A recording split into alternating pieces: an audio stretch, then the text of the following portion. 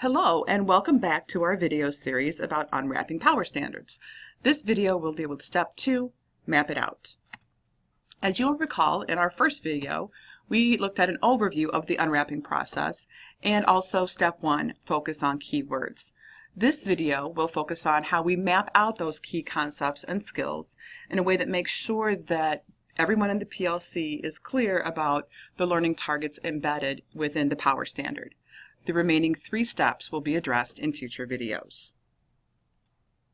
So, in step 1, we looked at how we identify keywords as a PLC. So we're back to our driver's ed power standard example, and you can see, as in step 1, we circled the key skills or verbs that kids have to do to achieve the power standard. We've underlined the key concepts or information or nouns that kids have to know to be able to hit the standard. And when applicable, we've bracketed the context in which that learning will be demonstrated. So let's take a look at what step 2 looks like. As the phrase map it out indicates, this step really involves the PLC working together to organize the essential learning targets that are involved with the power standard. So you're looking at the really essential concepts or information or nouns, and the truly important skills or processes or verbs, and trying to put those together in a way that is clear and understandable to all the members in your PLC. It's important to note here there are many right ways to do this, and so we'll walk through one example template on this video. 2 other possible templates are contained in the same folder where you found this video, and if your PLC wanted to come up with its own template to organize all the key information embedded in the power standard, that would be fine too. The main thing is, at the end of the day, everyone in the PLC needs to be very clear on what the key learning targets are that the power standard addresses. As you organize the need-to-know concepts, you will work together to clarify any vague or ambiguous learning targets so that, again, we have clarity. We want to identify implied learning targets so everyone, again, is very clear on what has to be learned. And finally, we'll identify key vocabulary. So we'll move on here and take a look at our driver's ed example to help us see how this works out in real life. So here's our example, and you can kind of see on this template, which we are using, step 1 is there so we can refer to it as we work with step 2. As we look at step 2, we're going to go column by column from left to right. So the first column asks us, what will students do? And that's where we're going to refer back up to our step 1, and we're going to look at what we circled because those are the verbs. And so the first thing our hypothetical PLC would look at would be this verb understand. So the student's going to have to understand. And probably as a point of conversation within that PLC, we're going to say understand is a really ambiguous, vague term. It can mean a lot of different things to a lot of different people. So after some discussion, our PLC decides we're going to use problem solve instead of understand. That's what we really want kids to be able to do when it comes to dealing with different road conditions. Next, we move down to the next row because we have a second verb, a second skill, which is adapt. And again, our hypothetical PLC has probably had some conversation about, well, what do we mean by adapt? And they just added some language here. Well, what we mean is that we're going to match the road conditions with our driving technique and make sure that that makes sense, that lines up. And as long as everybody in the PLC is clear on what that means, that's fabulous. So the next thing is to move over a column. Now that we know what kids are going to do, they're going to problem solve and they're going to adapt, we need to talk about what content they're going to do that with. So that's what we underlined up above. So looking at our first row, what are the kids going to problem solve with? Well, they're going to problem solve with their knowledge about road conditions. They're going to be able to look at road conditions and go, wow, we have really bad weather, or wow, these are really terrible road conditions. And they need to have some idea about what that problem solving is going to involve. Next, we're going to look at, okay, and what are they going to adapt? Well, they're going to adapt their driving techniques. What does that mean? How are they going to adapt? And so here we talked about, well, they're going to have to adapt their strategies. And so they're probably going to have to know some key strategies for dealing with adverse weather and some key strategies for dealing with just bad roads.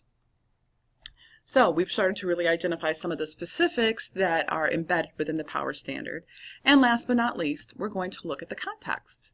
both in the classroom. So in the classroom portion, there probably would be some forced choice or some discussion. And then when they actually drive, we need to see the kids can do this. If your power standard does not have a context implied or contained within it, you're going to want to think through what context the students are going to work on that power standard. So, what is the content in the unit they're going to be working on? How are they going to have to go about showing you the standard in what situations?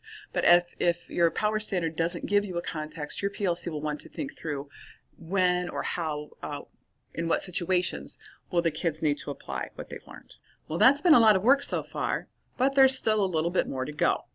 So we've started to organize our major learning targets. We've clarified some vague and ambiguous learning targets that were contained within the power standard, but we'll still need to think through those implied learning targets. Are there things that we kind of think we understand that the power standard is calling for, but we want to make sure everybody's clear about? And we also need to identify some key vocabulary. So back to our example. Again, you can kind of see the form continues just to move downward on the page. We still have step 1, and you can see our work from step 2 at kind of the top of the screen. So the next row down, once we've kind of thought through what students do with what knowledge or concepts and what context, is to think through our implied learning targets. And this PLC really focused in on this idea of strategies, and they would want to make sure that they have strategies, the same strategies addressed for dealing with adverse weather conditions, and so they listed those out.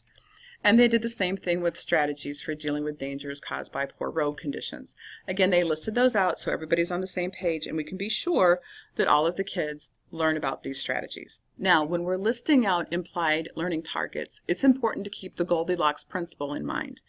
You want to have enough implied learning targets that people are really clear about the specifics of what should be taught to help kids meet the standard, but you don't want to end up with a big long laundry list either that everybody feels they need to cover. And so if you feel like you're getting laundry listy, you'll want to ask yourselves, is this really truly essential for a kid to hit the standard? Do they really have to know this, or could a kid hit the standard without it? And so this step can involve some sifting and sorting and some thinking through, making sure that what you identify here is truly important and key to the standard and not just kind of nice to know. Last but not least, then, you'll want to think through key vocabulary. The PLC in our example looked at their key vocabulary and thought, okay, so problem solving. We need to all have a common definition of what we mean by student problem solving, and the kids would need to know that too. Same thing with adapt. And so this might be more academic vocabulary, and then there might be some discipline-specific vocabulary as well that's really important for the kids to know. So an example might be from driver's ed, they might need to really know what black ice is and why that can cause such a danger. So again, you're going to think through as a PLC, what's truly essential vocabulary that kids have to know and understand in order to be able to hit that standard. As you work through step 2, you may find that as you think through implied learning targets and key vocabulary, some of your thinking about what students do or with what knowledge or concepts starts to change. And so this isn't a linear process. It's not like once you finish part of it, you can't go back. So please feel free to kind of revisit your thinking at each step so that, again, you achieve the clarity and the focus that you want to as a PLC. So that's step 2. Please remember in step 2 that there are many different ways to organize your thinking about key learning targets embedded in a standard when you map it out. So you have the example used here in the video. You also have 2 other examples that are contained in the folder, and you can come up with your own template. The point is that everybody in your PLC has the same clear focused learning targets, no matter what the template looks like, at the end of step 2. And when you're done with step 2 and your PLC has mapped out the power standard, please view the Unwrapping Step 3 video to continue your work. Thank you.